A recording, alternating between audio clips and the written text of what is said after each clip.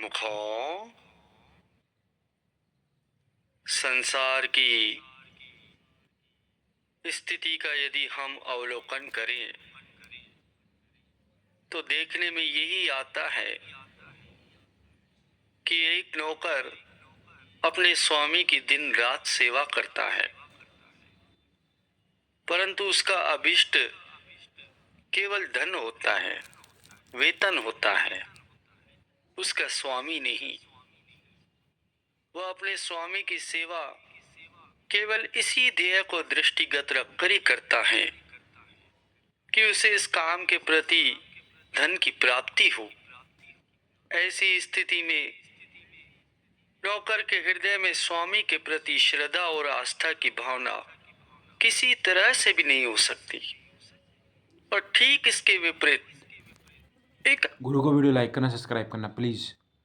अनन्य भक्त अपने इष्ट देव की सेवा पूजा और स्मरण ध्यान किसी सांसारिक कामना की पूर्ति हेतु नहीं करता। उसकी चाहना तो केवल उसके इष्ट देव होते हैं।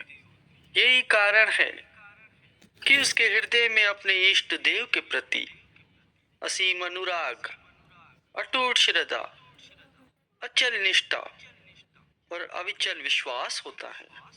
उसके हृदय में अपने इष्ट देव के सिवा अन्य किसी का स्थान नहीं होता।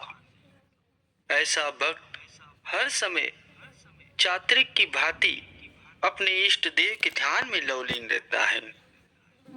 चात्रिक प्यासा होने पर भी किसी नदी या सरोवर आदि का जल नहीं पीता, यहाँ तक कि वो गंगा जी का भी जल ग्रहण नहीं करता। वह तो स्वाति बूंद की प्रतीक्षा और उसकी आस में ही सदा आकाश की ओर निहारता ही रहता है। पपियापन को न तजे, रटे पियास पियास, और नीर अचवे नहीं, स्वाति बूंद की आस। ठीक इसी प्रकार एक अन्य भक्त भी अपने सद्गुरु के अतिरिक्त किसी अन्य की आस दिल में नहीं रखता, न ही किसी अन्य की ओर ध्यान देता है। उसके नेत्रों में सदैव इष्ट देव का ही स्वरूप समाया रहता है, क्योंकि इष्ट देव ही उसके जीवन का एकमात्र आधार और उसका अटूट आसरा है। वो किसी कर्म कांडों में नहीं फंसता। गोस्वामी तुलसीदास जी का भी कथन है कि एक भरोसा, एक बल, एक आस विश्वास, स्वाति सलील सतगुरु चरण, चात्रिक तुलसीदास।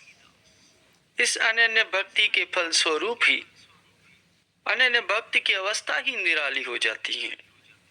उसके हृदय पर इष्ट देव की प्रेम स्वरूप भक्ति का कुछ ऐसा अनोखा रंग चढ़ जाता है कि वो हर समय उस प्रेम की मस्ती में मस्त होकर अपनी सुध बुध बुला रहता है। वह संसार की प्रत्येक वस्तु को बुलाकर केवल अपने इष्ट देव की सेवा पूजा और उनके स्मरण ध्यान में ही लीन रहता है। उसकी आंखों में हर समय अपने इष्ट देव की छवि समाई रहती है और उसकी जीवा पर हर समय आराध्य देव का ही नाम रहता है। कहने का मतलब ये है कि उसके रोम रोम में इष्ट देव समाये रहते हैं।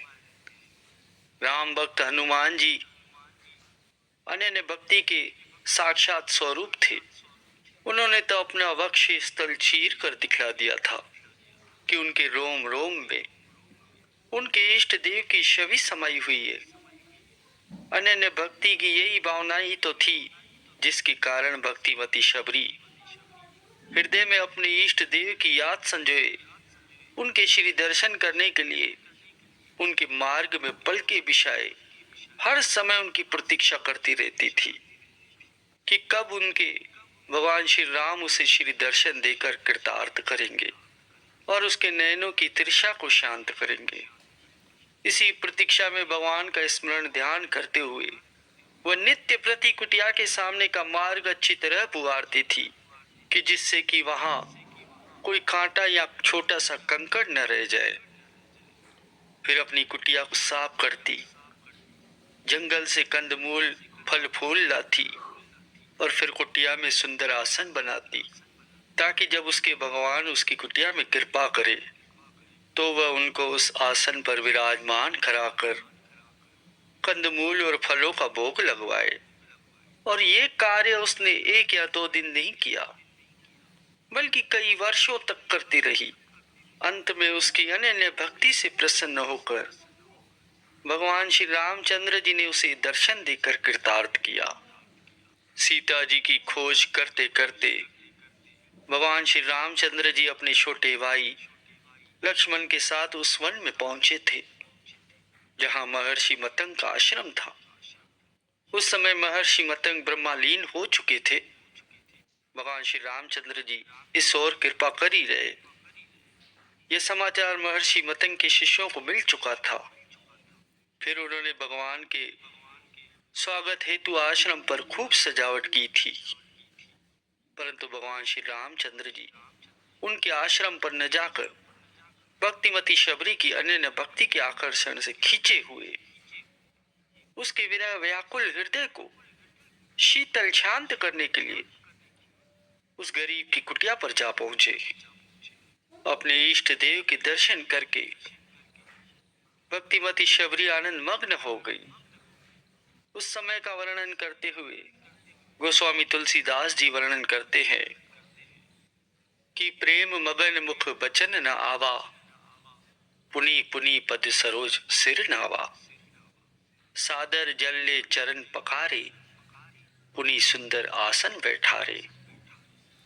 कंद मूल फल सुरस अति, दिए राम कहूँ आनी। प्रेम सहित प्रभु खाए, बारंबार बखानी।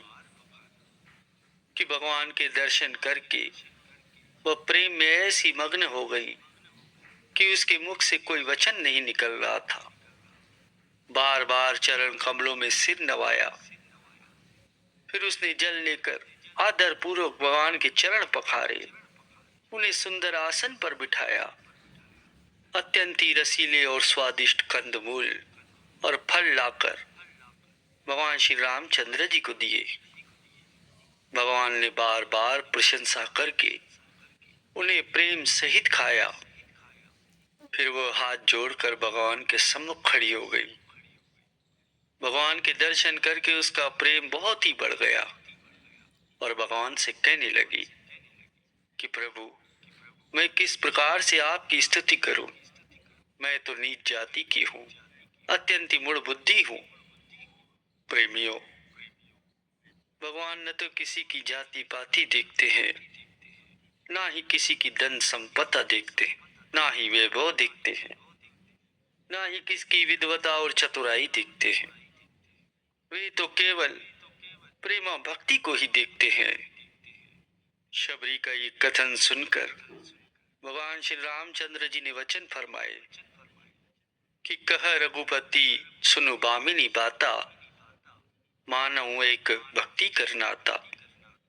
जाति पाति कुल धर्म बड़ाई, धन बल परिजन गुण चतुराई। भक्तिहीन नर सोई कैसा, बिन जल बारिद देखे जैसा। कि हे बामिनी, मेरी बात सुन। मैं तो केवल एक भक्ति का ही संबंध मानता हूँ। जाति पाति कुल धर्म बड़ाई धन बल कुटुंब गुण या चतुराई, इन सब के होने पर भी भक्ति से रहित मनुष्य कैसा लगता है। ऐसा लगता है जैसे जलहीन बादल शोभाहीन दिखाई पड़ता है। गुरुमुखों, अनन्य भक्त जब हर समय अपने सद्गुरु के स्मरण ध्यान में ही संलग्न रहता है, तन मन प्राण सब कुछ उनको अर्पण कर देता है, तो फिर वह निश्चित रूप से ही अपने सद्गुरु की कृपा और प्रसन्नता का पात्र बन जाता है और स्मरण ध्यान के प्रताप से हर समय उनके साथ एकात्मा हुआ रहता है। कहने का भाव यही है कि अनन्य भक्ति ही प्रभु की कृपा प्रसन्नता और उनकी निकटता प्राप्त करने का सबसे सुगम और सरल साधन है।